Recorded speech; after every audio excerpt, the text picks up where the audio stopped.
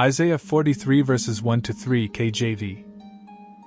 But now thus saith the Lord that created thee, O Jacob, and he that formed thee, O Israel, fear not, for I have redeemed thee. I have called thee by thy name. Thou art mine. When thou passest through the waters, I will be with thee, and through the rivers, they shall not overflow thee.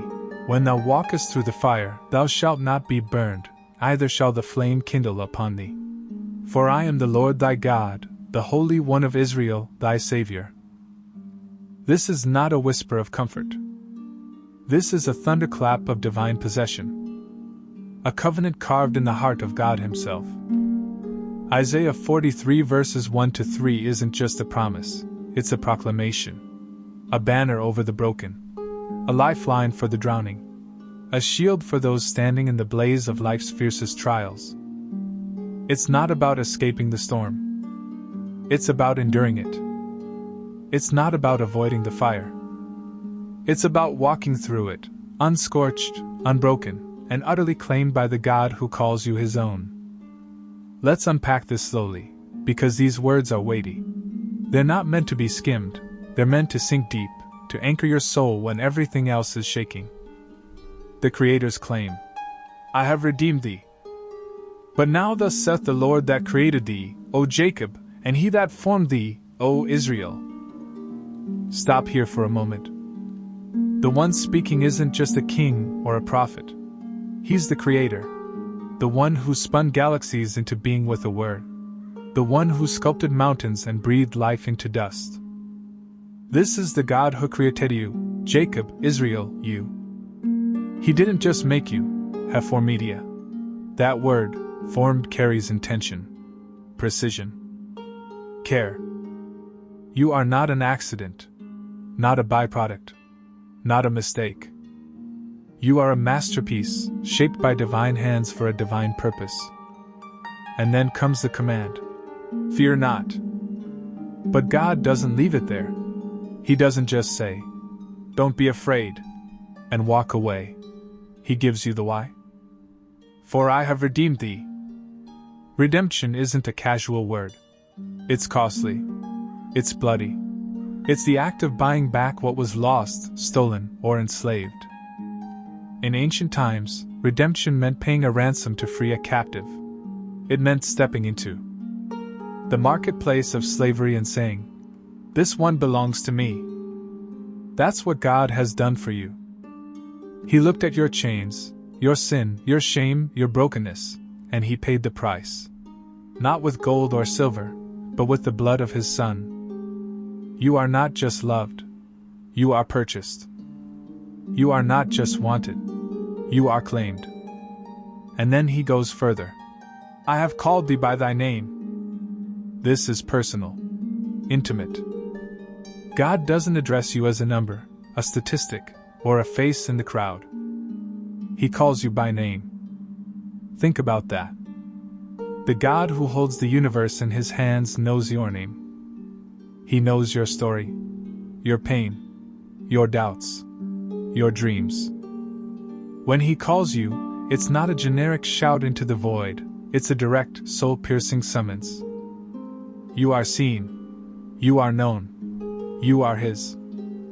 Thou art mine. This is the hinge of the passage. These three words are a legal declaration, a covenant vow, a divine stamp of ownership. You belong to God. Not because you earned it. Not because you deserve it. But because He chose you. He redeemed you. He named you. And when God claims you, nothing, no storm, no fire, no enemy, can snatch you from His grip. Pause and let that settle. You are not defined by your failures. You are not defined by your fears. You are not defined by the voices that tell you you're not enough. You are defined by the one who says, Thou art mine. The promise in the flood, I will be with thee. When thou passest through the waters, I will be with thee, and through the rivers, they shall not overflow thee. Notice the word, when, not if. God doesn't promise a life without floods. He doesn't offer a detour around the rivers.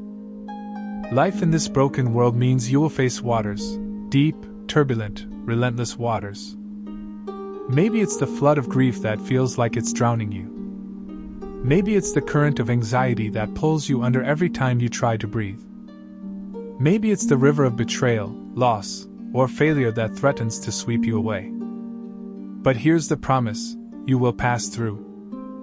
You won't be stuck. You won't be submerged. You won't be lost. The waters may rise, but they will not win. Why? Because God says, "I will be with thee." This is not a promise of absence of pain. It's a promise of presence in pain.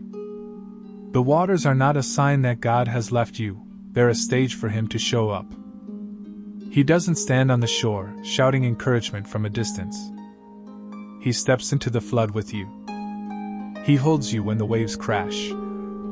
He steadies you when the current pulls. And through the rivers, they shall not overflow thee. The rivers have limits. The floods have boundaries. They can roar, they can rage, but they cannot overtake you. Why? Because the one who spoke to the Red Sea and parted it, the one who walked on the Sea of Galilee and calmed it, is the one who walks with you. The waters obey Him.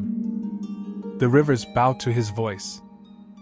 So when you're standing in the deep, when you feel like you can't breathe, when the world tells you you're going under, remember this.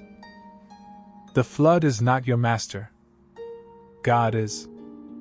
The fireproof promise: thou shalt not be burned. When thou walkest through the fire, thou shalt not be burned, neither shall the flame kindle upon thee. Again, it's when, not if. The fire is coming. Not just a bad day. Not just a tough season.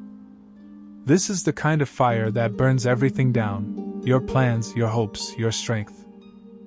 This is the furnace of suffering, the crucible of pain, the blaze of loss or persecution or despair. But God's promise is not that you'll avoid the fire. It's that you'll walk through it. You won't be consumed. You won't be destroyed. You'll walk step by step, held by the one who is fireproof. Thou shalt not be burned. This is not a metaphor. It's a miracle. Think of Shadrach, Meshach, and Abednego in Daniel 3. They were thrown into a furnace so hot it killed the men who opened the door. But when the king looked in, he didn't see 3 men burning. He saw 4 men walking, unbound, unharmed, untouched by the flames. And the 4th? He was like the Son of God.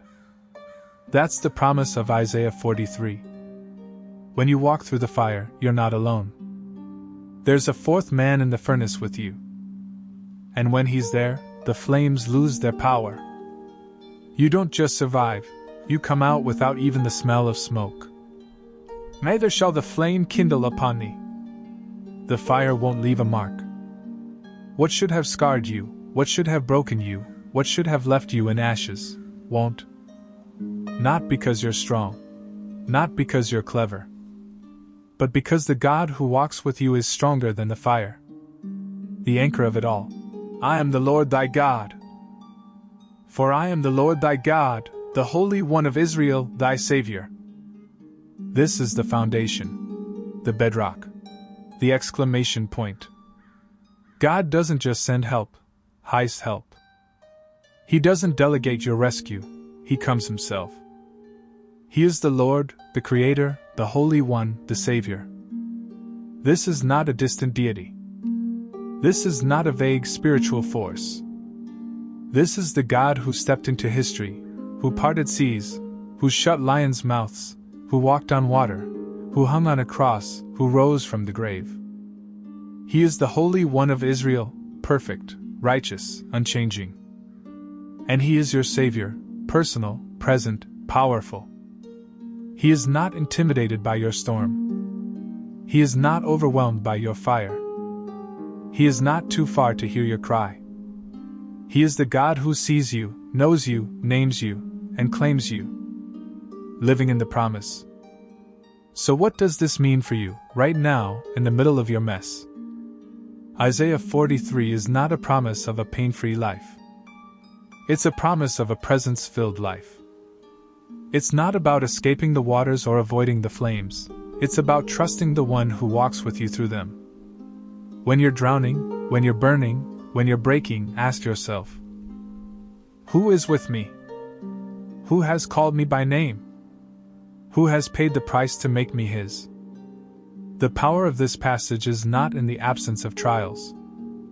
It's in the presence of God. It's in the truth that you are not defined by your circumstances. You are defined by your Redeemer. So walk through the waters, knowing they won't overwhelm you. Walk through the fire, knowing it won't consume you. Walk with the confidence of one who is known, named, and claimed by the Holy One of Israel.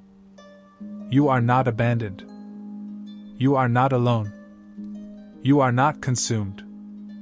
You are His. And that changes everything. Reflection questions for the listener. Let's linger here for a moment.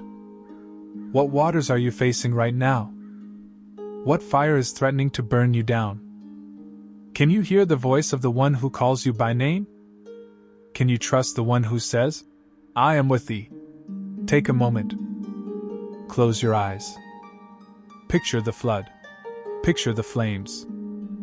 Now picture the God who steps into them with you. He's not watching from a distance. He's not waiting for you to figure it out. He's there, right there, holding you, guiding you, shielding you. Let this truth sink in. You are not defined by what you're walking through. You are defined by who is walking with you.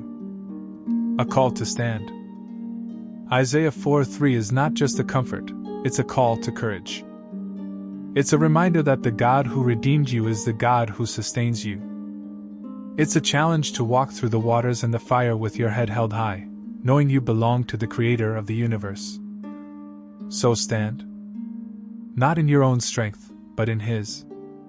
Not in your own power, but in the power of the one who says, Thou art mine. This is your survival anthem. This is your battle cry. This is the promise that carries you through. You are not consumed.